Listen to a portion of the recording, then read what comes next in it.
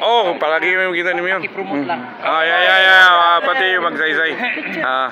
So, nandito na kami sa Tubod, Lanao del Norte, ang kapitol ng Lanao del Norte. Nandito ngayon ang ating Mayor, Honorable Marcos Mamay. Din ating mapanayam tungkol sa pag-opening ng Panguil Bay. Mayor?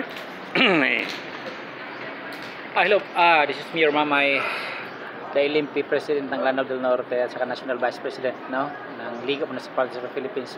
So we are overwhelmed regarding with this pagkatapos ng Panguil Bay Bridge connecting Lanao del Norte and the province of Misamis Occidental. So laking opportunity na nagkaroon tayo ng ganitong project. This is a national government project under the administration ni PBBM. So thank you so much for this. Mayor, kailan kaya mabuksan ito in public ang para makadaan bridge? tayo. Actually, yun nga po, ay announce pa kung kailan yung pwede possible na pwede makadaan kasi parang may final inspection pa. So, hintayin lang natin. So, as to exact date, wala pa. So bali, malaki ang impact ng economy dito sa not only Tubod but the whole Lanao and the province of Misamis Occidental. Yes, obviously, alam natin yan. Kasi yung dating 2 hours and a half, so magiging 7 minutes na lang pag-traverse, palabas ng ibang province ng Misamis Occidental. So napakabilis, so malaking impact dito sa ekonomiya natin, both sa Lanao del Norte at saka Misamis Occidental. Okay. What about Mayor, sa mga barko na barge na hindi na makabenefit because of mayroon ng Panguil Bay? Actually, ayaw ko magsalita. I'm not in the position to speak regarding with that. Kung ano yan. Kasi lahat niyan, hindi na sa proseso yan. So, trabaho ng mga higher authorities yan. So, again, lahat naman yan pinag-aralan.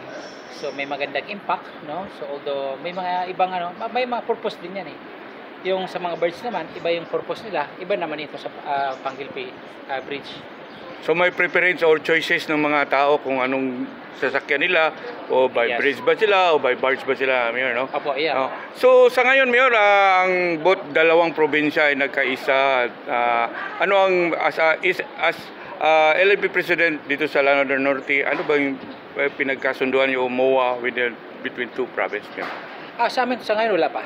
So yun nga yung sinabi kanina ni Governor Angking Cabrera Mapora, saka nabanggit niya yesterday sa RDC meeting sa Iligan City na magkakaroon ng kasunduan yung itong dalawang provinces ng Misamis Occidental at ng Lanao del Norte as to maintenance ito sa pagbabantay ng bridge na to. So parang collaboration, magkakaroon ng mga empleyado na galing sa Misamis Occidental, parang joint yun at saka yung Lanao del Norte para magbantay at saka mag-asikaso sa maintenance ng Panguil Bay Bridge. Okay, Mayor, lastly, panawagan or invitation for your new movie. Yes. Again, I would like to take this opportunity na i-mention natin yung movie natin. This is a sort of promotion na manood kayo. Tapos na yung premiere natin sa SM Mega Mall. Then magkakaroon tayo ng series of black screening, Luzon, Visayas at Mindanao, abangan niyo po yan. Napaka-inspiring po na movie na to. This is our life story since childhood until becoming a public servant. So, inaalok po natin ito sa DepEd, sa DILG, sila po gagawa ng paraan para po mapanood sa buong Pilipinas. Ang target po natin, mga estudyante, lalo-lalo na yung inspiring movie story natin na, kumbaga, poverty is not a hindrance to success. So, alam niyo naman pinagdaanan natin bilang isang galing sa marginalized sector, nagsumikap para makatapos and eventually naging mayor and national vice president ng Mayor's League of the Philippines. Thank you. Ang ganda. Mayor, sa program namin